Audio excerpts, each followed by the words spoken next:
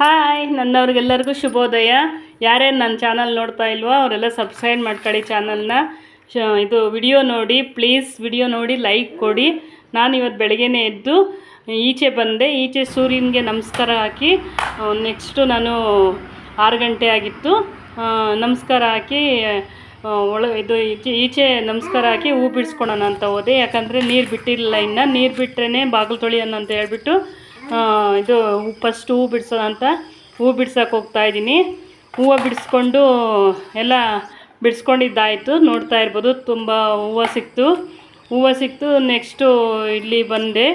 ಈ ಹೂವು ಮಧ್ಯಾಹ್ನ ಮೇಲೆ ಬಿಡಿಸ್ಕೊಳೋಣ ಅಂತ ಹೇಳ್ಬಿಟ್ಟು ಬಾಡೋಗುತ್ತೆ ಅಂತ ಹೇಳಿ ಹೂವು ಎಲ್ಲ ಬಿಡಿಸ್ಕೊಂಡಿದ್ದಾಯಿತು. ಒಳಗಡೆ ಬಂದೆ. ಅನ್ನಕ್ಕೆ ಇಟ್ಟೋಗಿದ್ದೆ. ಅನ್ನ ರೆಡಿ ಆಗಿತ್ತು.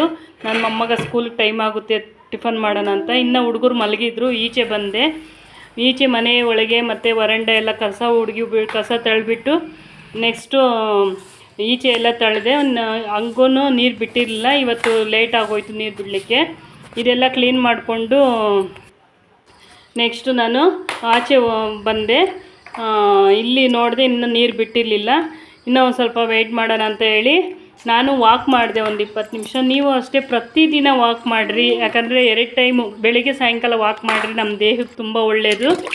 ನೆಕ್ಸ್ಟು ನೀರು ಬಿಟ್ಟರು. ನಾನು ಬಾಗಿಲಿಗೆಲ್ಲ ನೀರು ಹಾಕ್ತಾಯಿದ್ದೀನಿ. ಬಾಗಿಲಿಗೆಲ್ಲ ನೀರು ಹಾಕಿ ಹೊಸಲು ತೊಳೆದು ತುಳಸಿ ಗಿಡಕ್ಕೆ ಅರಿಶಿನ ಕುಂಕುಮ ಎಲ್ಲ ಹಚ್ಚಿ ನಾನು ಅರಿಶಿನ ಕುಂಕುಮ ಹಚ್ತಾಯಿದ್ದೀನಿ. ಬೇಗನೆ ಟೈಮ್ ಆಗುತ್ತೆ. 8:30 ಹೊತ್ತಿಗೆ ಮೊಮ್ಮಗನಿಗೆ ವ್ಯಾನ್ ಬರುತ್ತೆ. ಅದಕ್ಕೋಸ್ಕರ ಬೇಗ ರೆಡಿ ಮಾಡೋಣ ಅಂತೇಳಿ ಅರ್ಧ ಕೆಲಸ ಮುಗಿಸ್ಕೊಂಡು ಬಿಡೋಣ ಹುಡುಗರು ಎದ್ದೇಳೋ ಹೊತ್ತಿಗೆ ಅಂತೇಳಿ ಮುಗಿಸ್ತಾ ಇದ್ದೀನಿ. ಸೋಮವಾರ ಆಗಿರೋದ್ರಿಂದ ತುಂಬ ಕೆಲಸನೇ ಐತಿ. ಇವತ್ತು ರಂಗೋಲಿ ಹಾಕ್ತಾಯಿದ್ದೀನಿ. ಎಷ್ಟೇ ನಾವು ಬೇಗ ಕೆಲಸ ಮಾಡೋಕ್ಕೋದ್ರೂ ಸ್ವಲ್ಪ ಲೇಟ್ ಆಗಿಬಿಡುತ್ತೆ.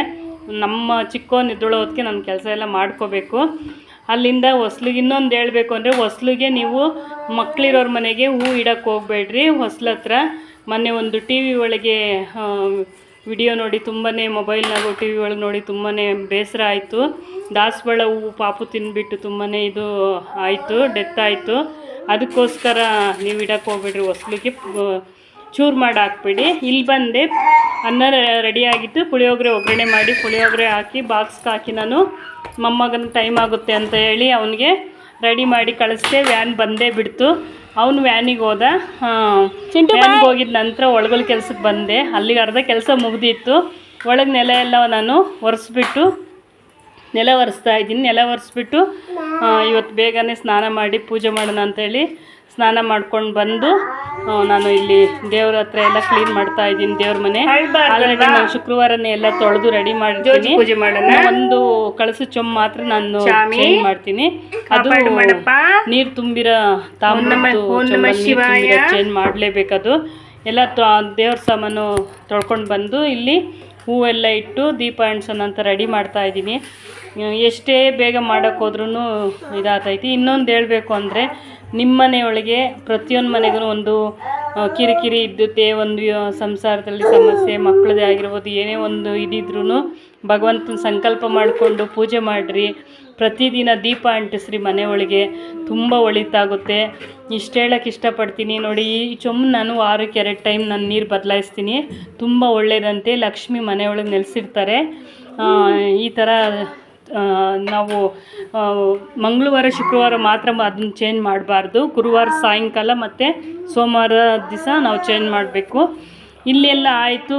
ದೇವ್ರ ಮನೆ ಎಲ್ಲ ಕುಂಕುಮ ಅದೆಲ್ಲ ಇಟ್ಬಿಟ್ಟು ರೆಡಿ ಮಾಡ್ತಾಯಿದ್ದೀನಿ. ನೀವೆಷ್ಟೇ ಸ್ವಲ್ಪ ಟೈಮ್ ತೊಗೊಂಡು ಮನೆಯೊಳಗೆ ದೀಪ ಅಂಟಿಸ್ರಿ. ಬೆಳಗ್ಗೆ ಸಾಯಂಕಾಲ ಅಂಟಿಸಿರು. ಬೆಳಗ್ಗೆಗಿನ್ನ ಸಂಜೆ ಹೊತ್ತು ದೀಪ ಅಂಟಿಸ್ರೆ ತುಂಬಾ ಒಳ್ಳೆಯದು. ಮನೆಯೊಳಗೆ ಅಷ್ಟಲಕ್ಷ್ಮಿಯರು ನೆಲೆಸ್ತಾರೆ ಅನ್ನೋದೊಂದು ಹಿಂದಿನ ಮಾತದು. ಇಲ್ಲಿ ದೀಪ ಎಲ್ಲ ಅಂಟಿಸಿದ್ದಾಯಿತು. ಕಡ್ಡಿ ಅಂಟಿಸ್ತಾ ಇದ್ದೀನಿ. ದೇವರ ಸಂಕಲ್ಪ ಮಾಡಿಕೊಂಡು ಓಂ ನಮಃ ಶಿವಾಯ, ಶಿವಾಯ.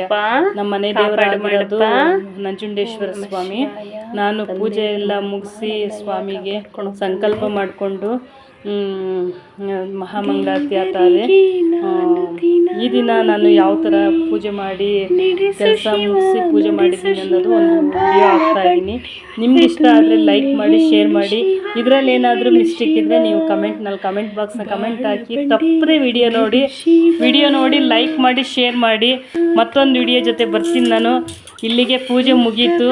ನಾನು ಚಪಾತಿ ಮಾಡಿಕೊಂಡು ನನ್ನ ಮೊಮ್ಮಗನ ಜೊತೆ ಚಪಾತಿ ತಿನ್ನೋಣ ಅಂತ ಕೂತಿದ್ದೀನಿ. ಬನ್ನಿ ನೀವು ಎಲ್ಲ ಚಪಾತಿ ತಿನ್ನಿರಾ. ಮತ್ತೊಂದು ವಿಡಿಯೋ ಜೊತೆ ನಾನು ಬರ್ತೀನಿ. ಎಲ್ರಿಗೂ ಶುಭೋದಯ.